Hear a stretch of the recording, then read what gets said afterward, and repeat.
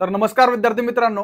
तर बघा, तुमच्या आग्रहाखातर तुम्ही जे बोलला आहात किंवा जे बोलत आहात की सर बॅचच्या फीज बद्दल एकदा तेवढं कन्फर्मेशन द्या आणि नंतर आपण आपला सिलेबस जो आहे तो कशा प्रकारे कव्हर करणार आहोत याबद्दल पण काही जे असतील तर तेवढ्या त्या गोष्टी तेवढ्या एकदा सांगा. तर बघा, आजच्या व्हिडिओमध्ये आपण बघणार आहोत की गट क संवर्गातील जी की कृषी सेवक ही सरळ सेवेद्वारे भरली जाणारी एक परीक्षा आहे किंवा या पदभरतीचा टोटल जो अभ्यासक्रम आहे की काय काय आहे आणि याच्यामध्ये बरेचसे जे प्रश्न आहेत की तुम्ही आम्हाला विचारतायत की ऑनलाईन फॉर्मॅटमध्ये म्हणा किंवा मेसेजच्या स्वरूपामध्ये म्हणा की सर नेमकं काय काय करायचंय, काय रेफर करायचं, या सगळ्या ज्या ओव्हरऑल गोष्टी आहेत या सगळ्या ओव्हरऑल गोष्टी ज्या आहेत तर त्या आपण या व्हिडिओद्वारे बघणार आहोत. तर बघा, शॉर्टमध्ये तुमच्या सगळ्यांसाठी एक आनंदाची बातमी किंवा आनंदाची खबर आहे.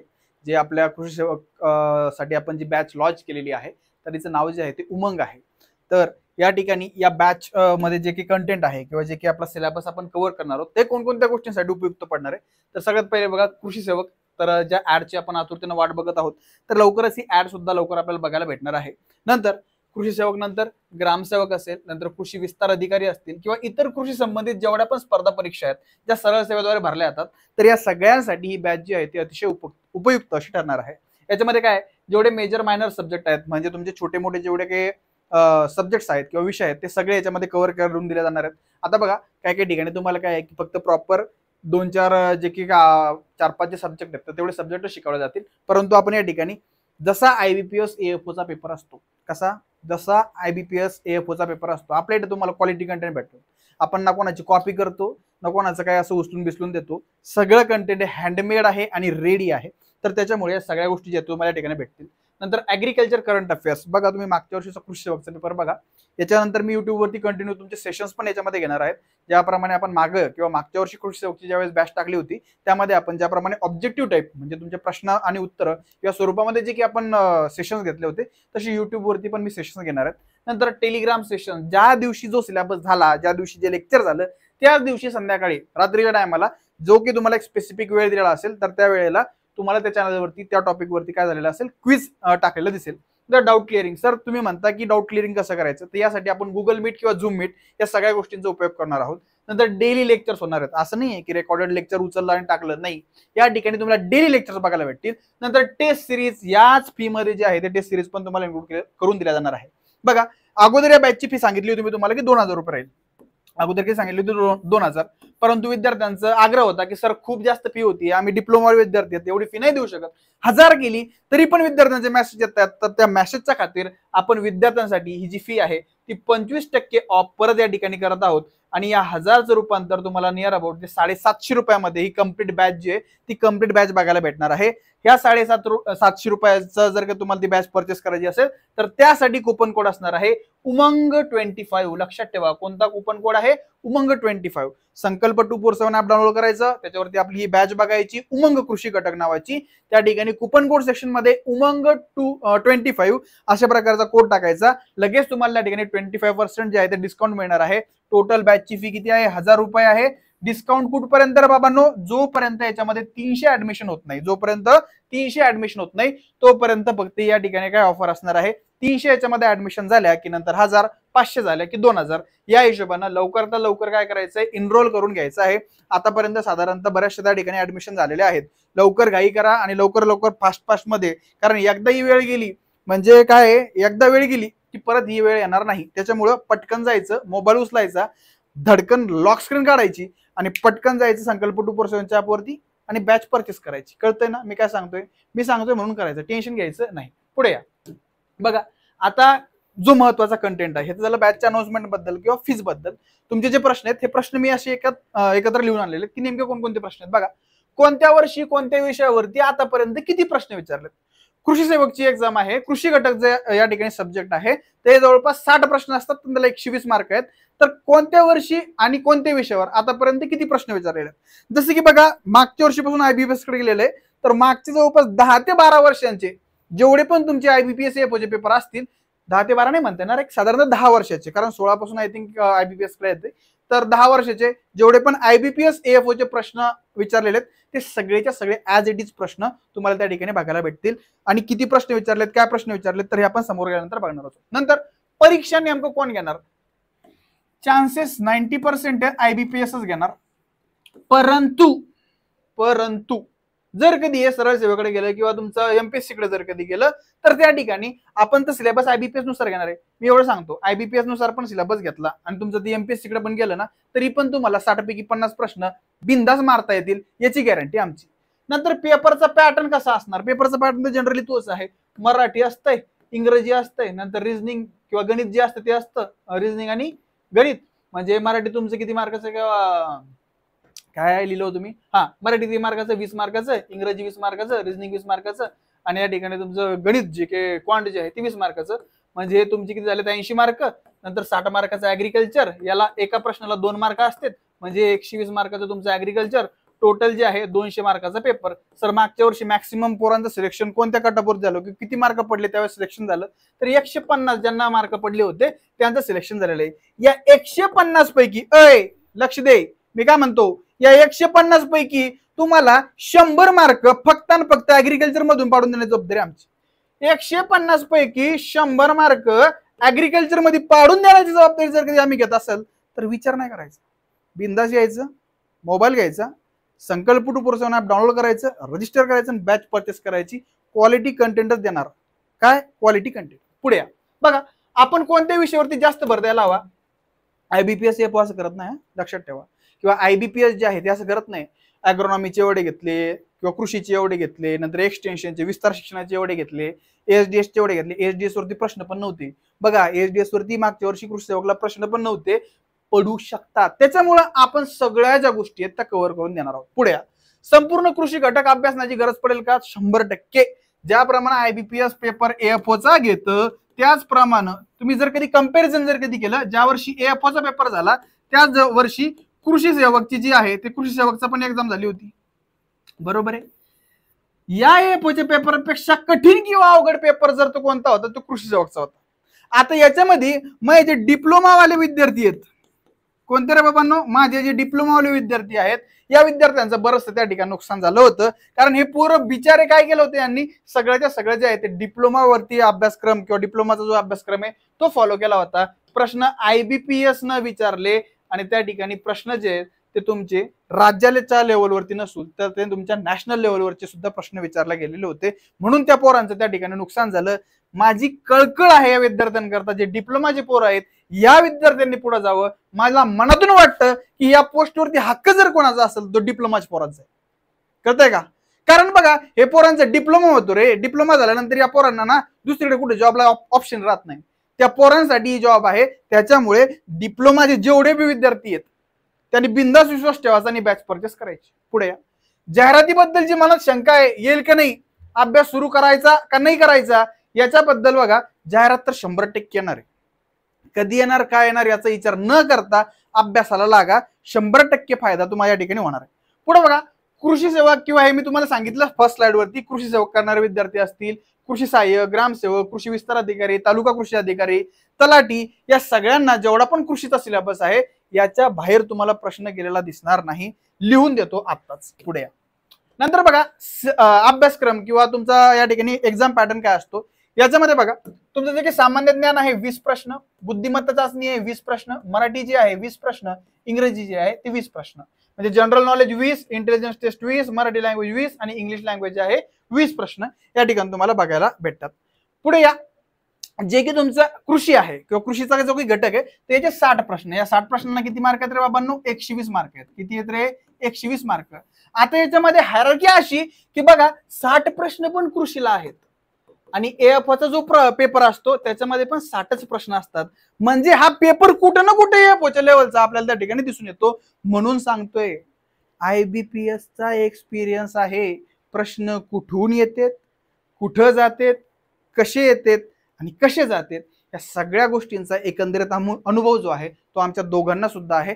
त्याच्यामुळे विचार करायचा नाही, जायचं कुठं, करायचं काय, परचेस करायची पाहिजे. पुढे या.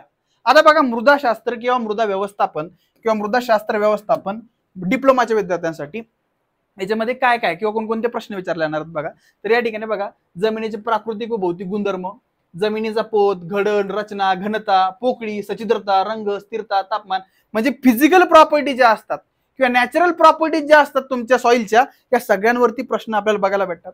नंतर जमिनीचे रासायनिक धर्म म्हणजे त्याच्या केमिकल प्रॉपर्टीज, नंतर जमिनीचा सामू म्हणजे किंवा सामू म्हणजे काय पीएच, जमिनीचा पीएच, विद्युत वाहकता म्हणजे इलेक्ट्रिकल कंडक्टिव्हिटी, विद्युत वाहकता म्हणजे काय इलेक्ट्रिकल कंडक्टिव्हिटी, नंतर सेंद्रिय कर्ब म्हणजे ऑर्गॅनिक कार्बन, नंतर चुनखडी म्हणजे तुमचं लाईम वगैरे, नंतर मातीतील कलील, आघात प्रतिबंधक योग्यता किंवा सीईसी इत्यादी. म्हणजे कॅटायन एक्सचेंज कॅपॅसिटी, सीईसी म्हणजे काय असतं कॅटायन एक्सचेंज कॅपॅसिटी, हे या पोरांना कळत नाही बिचारा.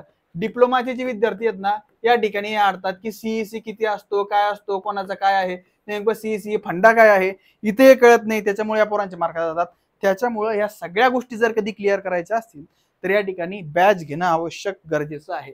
पुढे बघा, मृदाशास्त्रामध्ये जमिनीचे जैविक गुणधर्म म्हणजे ऑर्गॅनिक प्रॉपर्टीज कोणकोणत्या असतात किंवा बायोलॉजिकल प्रॉपर्टीज कोणत्या असतात, नंतर सूक्ष्म जीवजंतू व त्यांचे उत्पादन क्षमतेशी असलेले संबंध, जमिनीतील उपलब्ध अन्नद्रव्य व त्यांच्या उपलब्धतेवर होणारा परिणाम, वनस्पतीसाठी लागणारी आवश्यक अन्नद्रव्ये म्हणजे तुमचे जे काही मिनरल्स किंवा न्यूट्रिएंट्स असतील ते, मुख्य दुय्यम व सूक्ष्म अन्नद्रव्ये म्हणजे प्रायमरी सेकंडरी आणि मायक्रो न्यूट्रिएंट्स, त्यांचे कार्य व त्यांच्या कमतरतेची लक्षणे म्हणजे त्यांचं जे काही सिस्टम असतं डिफिशियन्सीमुळे किंवा सिम्पटम्स होतात त्याच्या डिफिशियन्सीमुळे, या सगळ्या ज्या गोष्टी आहेत तुम्हाला या आपण या याच्यामध्ये सिलेबसमध्ये ज्या दिलेल्या आहेत त्याच्यापेक्षा आणखीन एक्स्ट्रा ज्या गोष्टी आहेत ज्या येऊ शकतात, ज्या विचारल्या जाऊ शकतात, तर त्या सगळ्या गोष्टी आपण कव्हर करणार आहोत.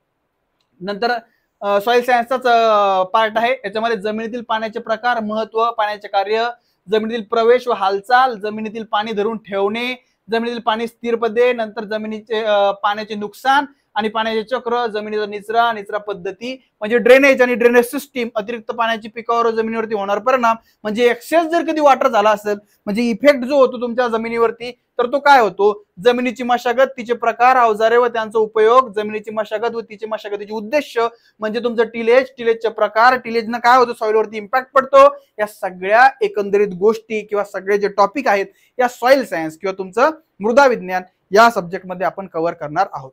पुढे या, पुढे गेल्यानंतर बघा, जमीन व्यवस्थापन, जमिनीची धूप म्हणजे सॉइल इरोजन, या ठिकाणी प्रश्न मागच्या वर्षी प्रत्येक शिफ्ट जवळपास जेवढ्या पण शिफ्ट झाल्या होत्या 4-5 शिफ्ट ज्या झाल्या होत्या त्याच्यामध्ये प्रत्येक शिफ्टला सॉइल इरोजन वरती प्रश्न होते बघा.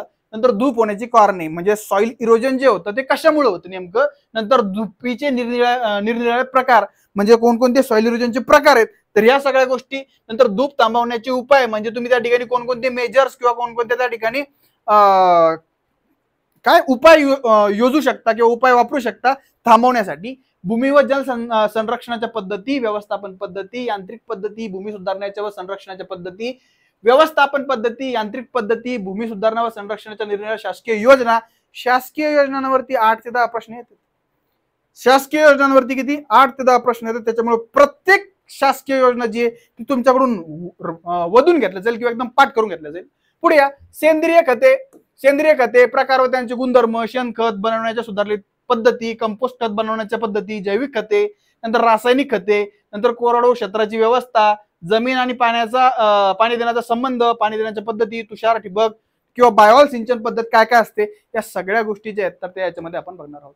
नंतर पीक संवर्धनामध्ये काय बघायचं बघा, पीक संवर्धन, पिकांचे वर्गीकरण आणि हवामान आणि हंगाम. या ठिकाणी तुम्हाला डायरेक्ट शास्त्रीय नाव विचारले तर बाबा सांग ग्रीन ग्रामचं सायंटिफिक नेम काय आहे, मुगाचं काय, उडदाचं काय, हरभऱ्याचं काय, चवळीचं काय, याचे डायरेक्ट तुम्हाला काय विचारलं तर बाबा शास्त्रीय नाव विचारले आहेत. हे सगळे पाठ करून घेण्याची जबाबदारी कोणाची राहील, आमची राहील. नंतर बियाणांचे गुणधर्म म्हणजे सीड आणि सीडच्या प्रॉपर्टीज कोणकोणत्या असतात, नंतर बियांच्या उगवणीसाठी लागणाऱ्या आवश्यक गोष्टी कोणकोणत्या असतात, पिकाच्या वाढीसाठी लागणाऱ्या आवश्यक गोष्टी, जमीन, पाणी आणि हवामान, नंतर तृणवर्गीय पिके, कडधान्य पिके, गळीत धान्य, हिरवळीची खताची पिके, तर या सगळ्या ज्या गोष्टी आहेत ते याच्यामध्ये आपण बघणार. नंतर रोग नियंत्रणाची, कीड नियंत्रणाची सर्वसाधारण तत्वे कोणते असतात, जैविक कीड, रोग नियंत्रण, एकात्मिक कीड व रोग नियंत्रण, कीटकनाशके व बुरशीनाशकांचा अभ्यास म्हणजे जेवढे पण तुमचे इन्सेक्टिसाइड असतात किंवा फंगिसाइड असतात तर या सगळ्या गोष्टी आपल्याला बघायच्या. नंतर साठवलेल्या धान्यातील किडी व त्यांचे नियंत्रण म्हणजे स्टोर ग्रेन पेस्ट जे असतात तर यांसाठी काय काय गोष्टी कराव्या लागतात, कोणकोणत्या क्रॉपची कोणती स्टोर ग्रेन पेस्ट असती, तर या सगळ्या पण गोष्टी ज्या आहेत तर त्या ठिकाणी आपल्याला बघायचे. नंतर बीजोत्पादन तंत्र, प्रमाणीकरण, विलगीकरण, संकर कार्यक्रम आणि बीजोत्पादनाचे टप्पे कोणते असतात, तर या सगळ्या गोष्टी म्हणजे क्रॉप एनरिचमेंट, या सगळ्या ज्या गोष्टी आहेत तर त्या आपल्याला या ठिकाणी या टॉपिक मध्ये बघायच्या आहेत.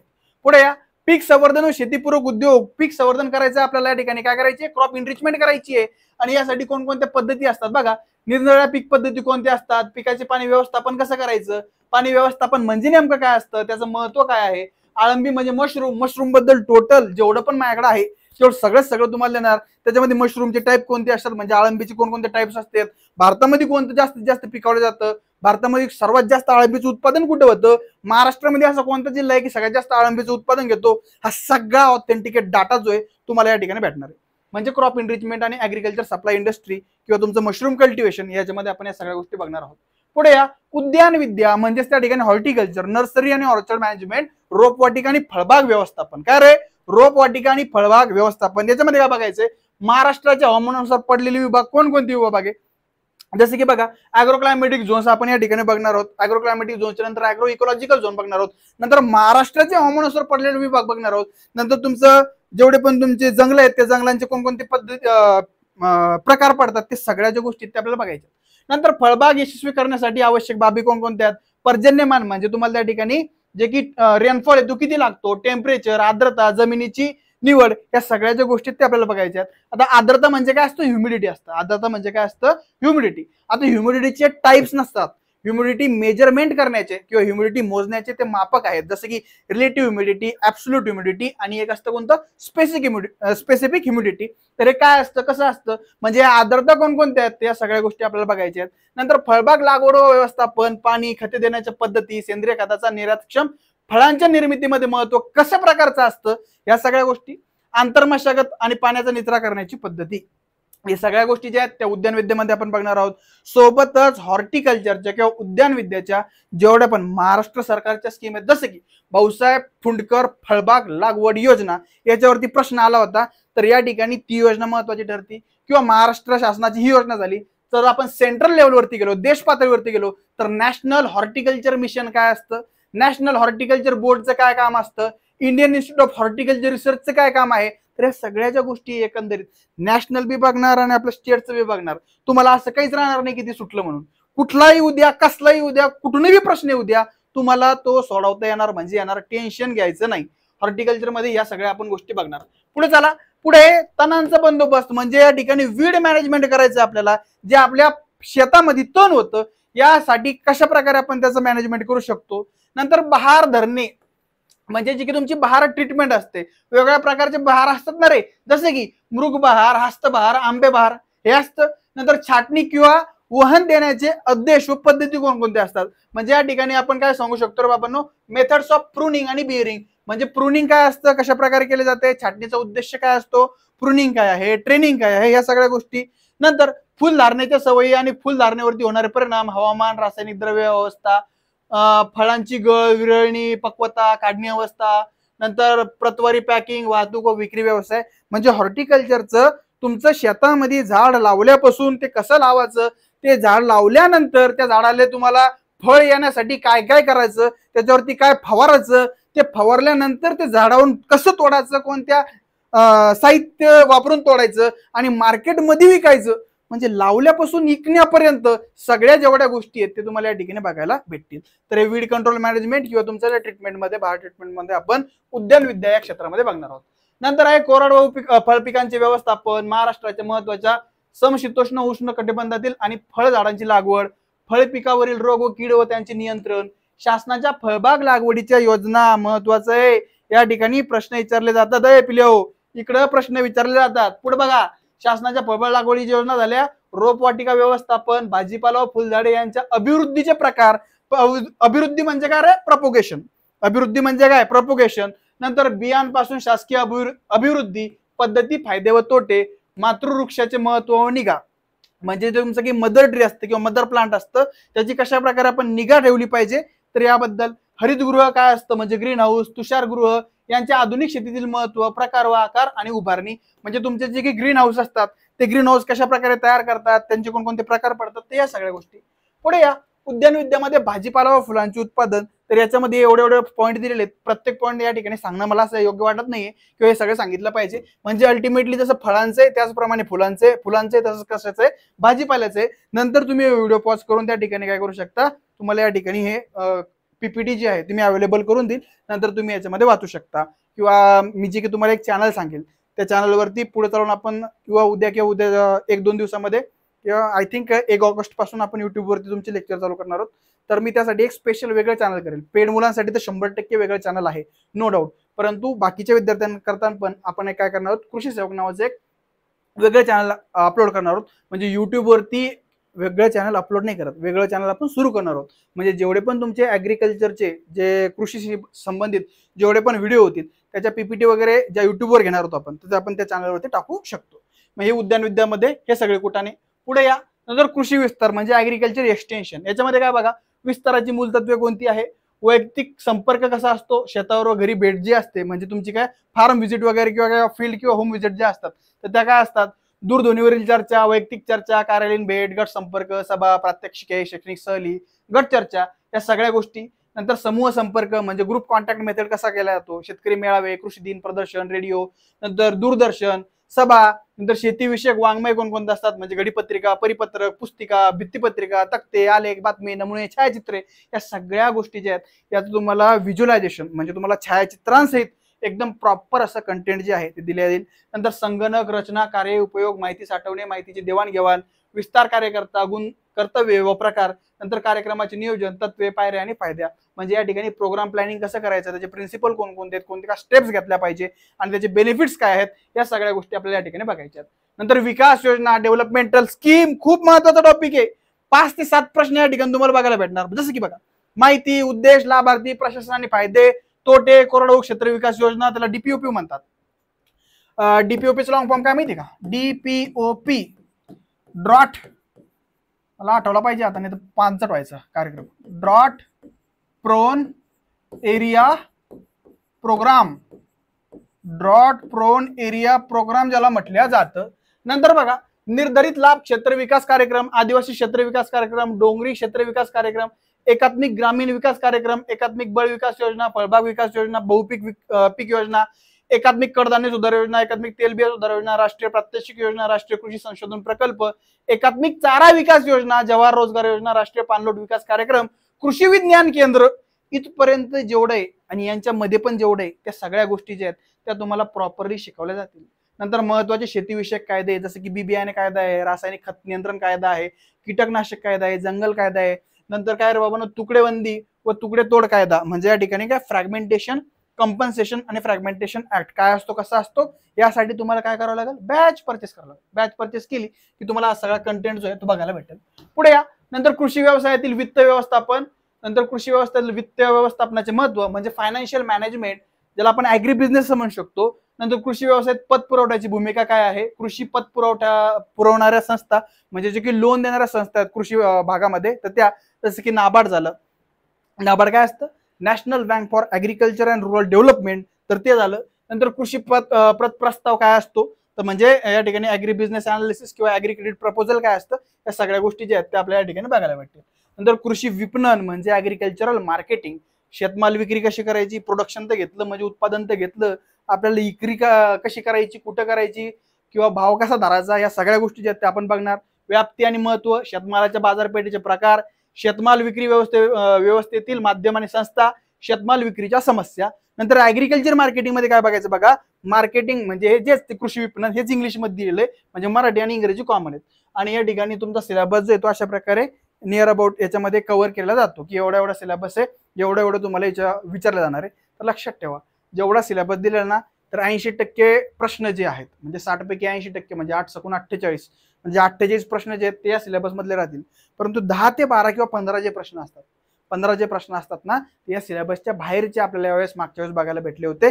त्याच्यामुळे बरेचसे जे की डिप्लोमाचे विद्यार्थी होते तर त्यांचं सिलेक्शन झालं होतं. मॅक्सिमम मागच्या वर्षी सिलेक्शन कोणत्या पोरात झाले, जे IBPS AFO म्हणजे ऍग्रिकल्चर फील्ड ऑफिसरची तयारी करत होते, ज्यांचा IBPSचा अभ्यास चांगला होता त्या विद्यार्थ्यांना त्या ठिकाणी मार्क चांगले पडले. म्हणून पोट्टे हो, पोरं हो, दादांनो, बहिणींनो, भावांनो, लेकरांनो, या सगळ्या ज्या गोष्टी आहेत तर उमंग कृषी घटक नावाच्या बॅचमध्ये तुम्हाला बघायला भेटतील. तर लक्षात ठेवा, 750 रुपये म्हणजे 25% ऑफ कुठपर्यंत आहे, फक्त या 300 विद्यार्थ्यांसाठी. बॅच मध्ये आतापर्यंत नियर अबाउट एक आकडा मला असा एक्झॅक्टली माहिती नाही, परंतु मी त्या दिवशी बघितले तर बरेचसे जे पोरं आहेत तर त्या एनरोल झालेले आहेत. हे 300 विद्यार्थ्यांसाठी आहे. 300 विद्यार्थी झाले त्याच्यामध्ये की हे 25% ऑफ प्राइस होईल 1000, मग त्यानंतर 500 विद्यार्थ्यांकरता 1000 आणि त्याच्यानंतर तुमची 2000. तर त्याच्यामुळं लवकरात लवकर बॅच जी आहे ती बॅच परचेस करून घ्यायची आहे. मग याच्यामध्ये आपण काय काय घेणार आहोत, कशा कशा घेणार आहोत, त्या सगळ्या गोष्टी या ठिकाणी दिलेल्या आहेत. तर अशा प्रकारे या ठिकाणी जो व्हिडिओ होता तो व्हिडिओ आपला संपलेला आहे. होप सो तुम्हाला सिलेबस काय आहे, अभ्यासक्रम काय आहे, पेपर पॅटर्न काय आहे, कोणत्या विषयाचे किती प्रश्न आहेत, कोणत्या विषयाला कसं महत्व द्यायचंय, कसं आपण कव्हर करणार आहेत, या सगळ्या गोष्टी एकंदरीत ज्या आहेत ते मी या व्हिडिओद्वारे तुमच्यापर्यंत पोहोचलेल्या आहेत. होप सो तुम्हाला या गोष्टी कळाल्या असतील. तर भेटूया आपण तुम्हाला अशाच प्रकारच्या एका नवीन सेशनमध्ये. तोपर्यंत जय हिंद, जय महाराष्ट्र आणि जय श्रीराम. काळजी घ्या, अभ्यास करत राहा.